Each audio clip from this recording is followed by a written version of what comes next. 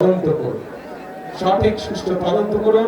সেই তদন্তে যদি বিএনপির কোনো ভূমিকা থাকে সঠিক তদন্ত করার জন্য আমরা সহযোগিতা করব। সবার আগে বাংলাদেশ রাজশাহীতে নতুন স্বপ্নের কথা শোনালেন তারেক রহমান। বিস্তারিত থাকছে রাজশাহী থেকে লিয়াকত হোসেনের প্রতিবেদনে। বিএনপির চেয়ারম্যান তারেক রহমান বলেছেন, তার দল শান্তিতে বিশ্বাসী এবং কোনো ধরনের বিবাদ বা সংঘাতের পথে হাঁটতে চায় না। তিনি বলেন, আমরা কোথাও কোনো অপ্রীতিকর ঘটনা ঘটলে অন্তর্বর্তীকালীন সরকারকে বলবো সঠিক তদন্ত করুন। প্রয়োজনে বিএনপি সহযোগিতা করবে, তবে বিচার হতে হবে স্বচ্ছ ও আইন অনুযায়ী।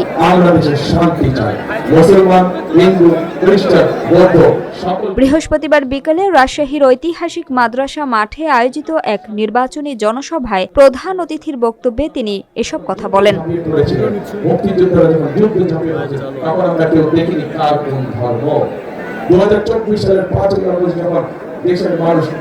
রাজপথে নেমে এসে ছুরিকাচারকে বিদায় করার জন্য তখন আমরা কেউ দেখিনি কার ধর্ম কোনটা, কে মুসলমান, কে হিন্দু, কে বৌদ্ধ, কে খ্রিস্টান। কাজে আজ দেশ গড়ার সময় আছে, আজ গণতন্ত্রকে রক্ষা করার সময় এসেছে। আজ আমরা ধর্ম দেখতে চাই না, আমরা দেখবো ভোটার, আমরা দেখবো মানুষ, আমরা দেখবো সে বাংলাদেশি। তার সবচেয়ে বড় পরিচয় সে বাংলাদেশি, তার সবচেয়ে বড় পরিচয় সে গণতন্ত্রে বিশ্বাসী, শান্তিতে বিশ্বাসী। যারাই গণতন্ত্রে বিশ্বাসী, যারাই শান্তিতে বিশ্বাসী, আমরা তাদের সাথে আছি, আমরা তাদেরকে আমাদের সাথে রাখতে চাই। প্রিয় ভাই বোনেরা, বিগত 16 বছর আমরা কয়েকটি তথাকথিত নির্বাচন দেখেছি।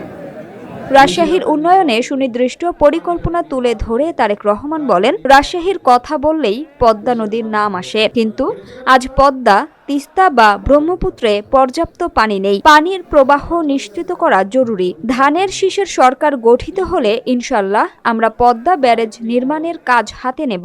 তিনি আরো বলেন, শহীদ জিয়াউর রহমানের হাত ধরে শুরু হওয়া বরেন্দ্র প্রকল্পের ধারাকে আরও আধুনিক ও শক্তিশালী করে দেশকে পুনরায় খাদ্যে স্বয়ংসম্পূর্ণ করা হবে।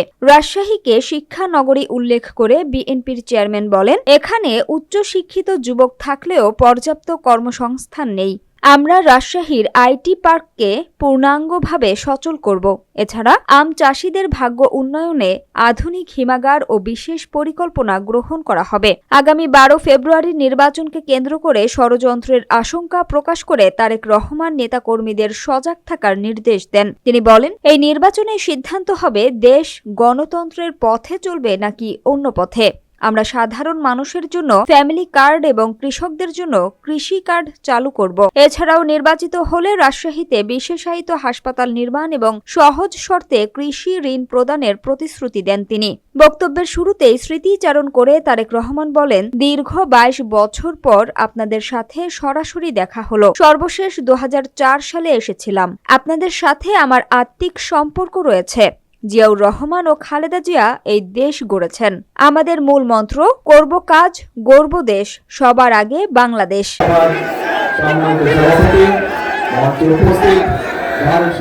রাজশাহী মহানগর বিএনপির সভাপতি মামুনুর রশিদ মামুনের সভাপতিত্বে জনসভায় বিশেষ অতিথি হিসেবে উপস্থিত ছিলেন তারেক রহমানের সহধর্মিণী ডাক্তার জোবায়দা রহমান।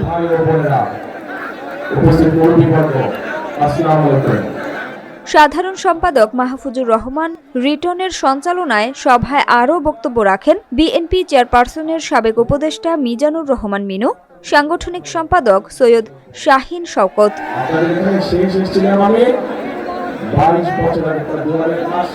উপস্থিত ছিলেন হারুন উর রশিদ, অ্যাডভোকেট রুহুল কুদ্দুস তালুকদার দুলু, আবু সাইদ চাঁদ সহ স্থানীয় ও কেন্দ্রীয় নেতৃবৃন্দ।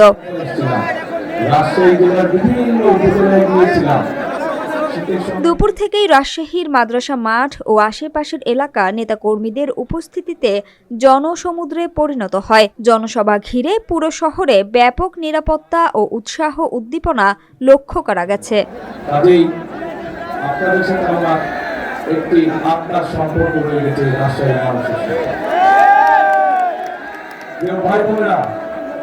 আজ একটি নির্বাচনী জনসভা, হয়তো এখন নির্বাচনী কথা শুনতে হবে। তুমি তো দলের কর্মী, আমি কি বললাম এটা শুনে গিয়ে এলাকার মানুষকে বলতে হবে, কাজে কথা শুনতে হবে। যেহেতু এটা নির্বাচনী জনসভা, নির্বাচনী জনসভায় কি হয়ে থাকে? নির্বাচনী জনসভায় এক দল আরেক দল সম্পর্কে বিভিন্ন কথা বলে থাকে। তবে আজকের এই নির্বাচনী সভাটা আমরা ভিন্ন ভাবে করতে চাই, ভিন্ন কথা বলতে চাই, ভিন্ন ভাবে করতে চাই, ভিন্ন কথা বলতে চাই। কি সেই কথা? আপনাদের কথা আমি বলতে চাই, জনগণের কথা আমি বলতে চাই, এলাকার মানুষের কথা আমি বলতে চাই। যেই কথাগুলো বললে, যে বিষয়গুলো আলোচনা করলে পরে মানুষের উপকার হবে, এলাকার মানুষের উপকার হবে, জেলার মানুষের, উপজেলার মানুষের উপকার হবে।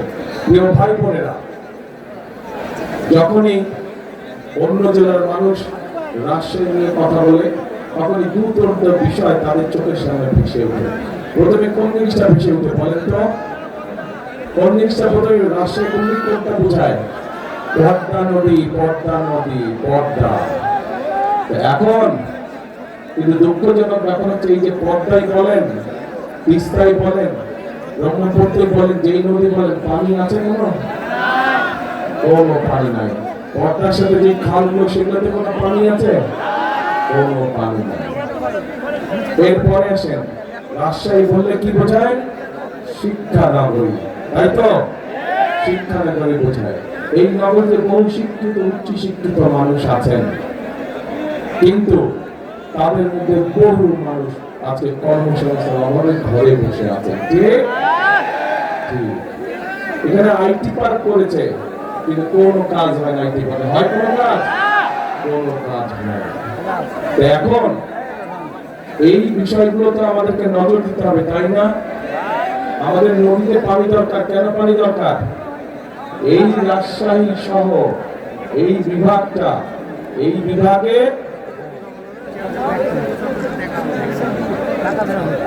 এই যে বরেন্দ্র প্রকল্প, যেটা শহীদ রাষ্ট্রপতি জিয়া রহমান চালু করেছিলেন, এই বরেন্দ্র প্রকল্প চালু করার পরেই শহীদ রাষ্ট্রপতি জিয়া রহমানের সময় দেশ খাদ্যের দ্বিগুণ উৎপাদন করে, দ্বিগুণ খাদ্য উৎপাদন করে।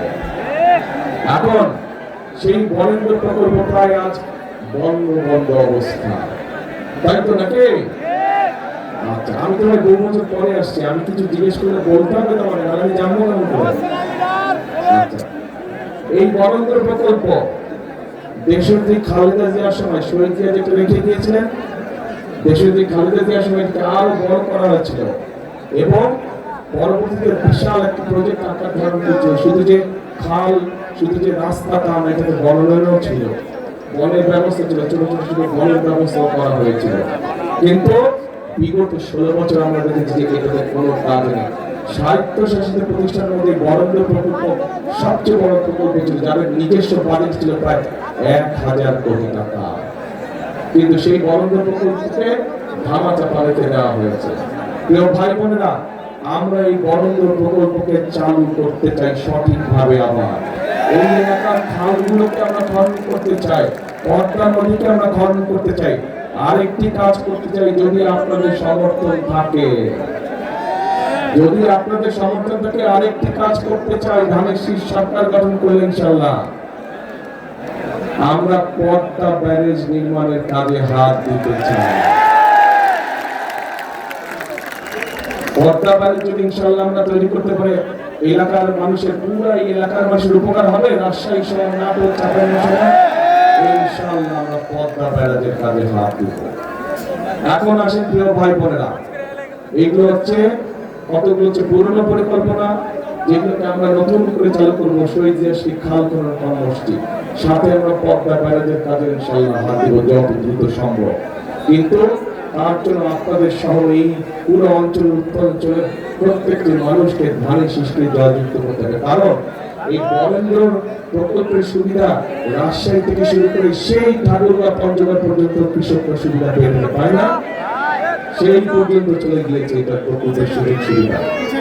কাজেই যদি পদ্মা ব্যারেজই হোক, প্রকল্প চালু হোক না কেন, এটার সুবিধা সকল মানুষ পাবে। কৃষক পাবে, কিষাণ বোন পাবে, কৃষক ভাই পাবে, সাধারণ মানুষ পাবে। কারণ উৎপাদন যখন বাড়বে, স্বাভাবিকভাবে নিত্য প্রয়োজনীয় জিনিসের দাম কমবে। কিন্তু একই সাথে আমাদেরকে নজর রাখতে হবে যাতে কৃষকরা তাদের উৎপাদিত পণ্য কোল্ড স্টোরেজে ঠিকভাবে রাখতে পারে, বিভাগে রাখতে পারে। এই যেখানে আম বাগান, আমাদের এই যে চাপাই শহর রাজশাহীর যে আম বাগান, আমাদের এখানে আমকে সংরক্ষণ করার জন্য কোনো হিমাগার নেই।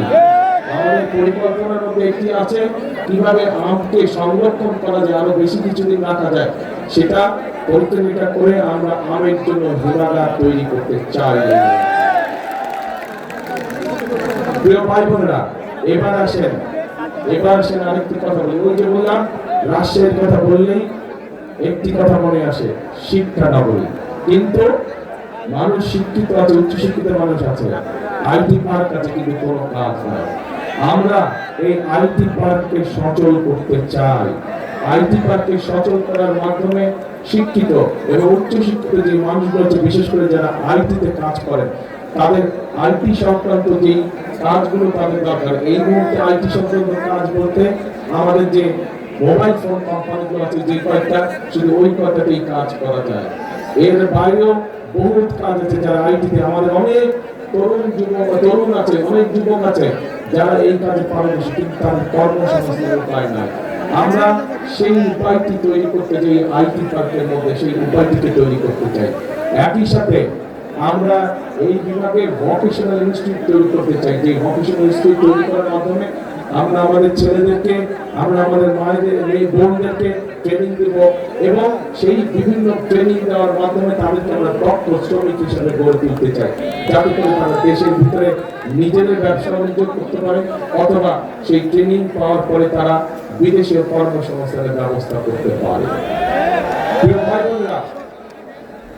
ভাই বোনেরা, আমার সামনে এখানে কয়েক হাজার মা বোন উপস্থিত আছে। আপনারা দেখেছেন যে দেশনেত্রী খালেদা জিয়া যখন রাষ্ট্র পরিচালনার দায়িত্ব ছিলেন, তখন উনি একটি পলিসি গ্রহণ করেছিলেন যে আমাদের নারীদেরকে, মেয়েদেরকে